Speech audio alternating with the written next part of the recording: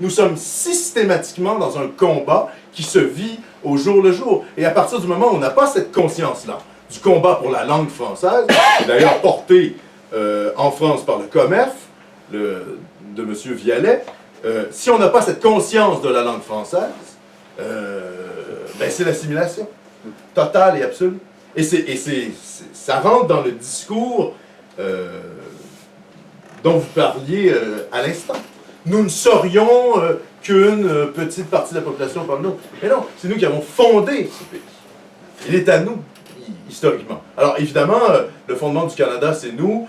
Les Canadiens anglais nous ont volé le nom, ils nous ont volé la feuille d'érable, ils nous ont volé l'hymne national, ils nous ont volé le castor, ils ont tout volé des symboles historiques pour se les réapproprier et finalement nous traiter comme de, je suis désolé de le dire, mais comme de vulgaires,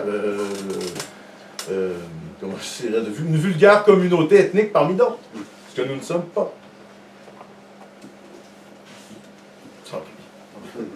Une dernière chose. Ils vont repartir bientôt. Et il y a un article qui est sorti il y a 2 heures sur l'opinion. Il a été retweeté par le site du Front National. Donc si vous sortez et que vous avez vos téléphones, vous retweetez en mettant un message sur nos partenaires québécois, nos cousins québécois, on fait peur à tout le monde en disant qu'on est attirant, qu'on a des réels partenaires qui nous comprennent. Et surtout, au Québec, ça va leur faire une grosse pub et ça va emmerder leur système.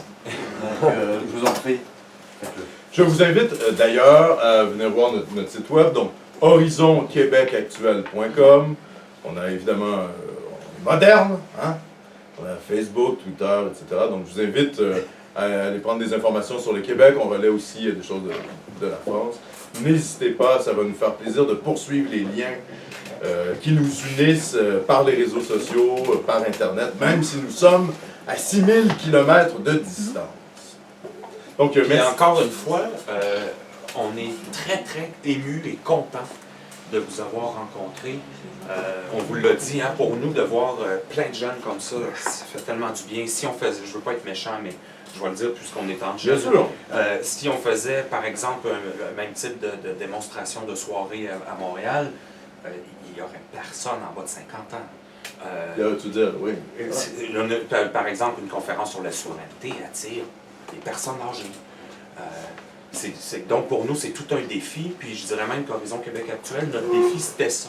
C'est essayer d'aller chercher la jeunesse, puis en s'inspirant du Front National, pour être capable de porter un discours qui va attirer des jeunes, parce que là, c'est un peu la catastrophe.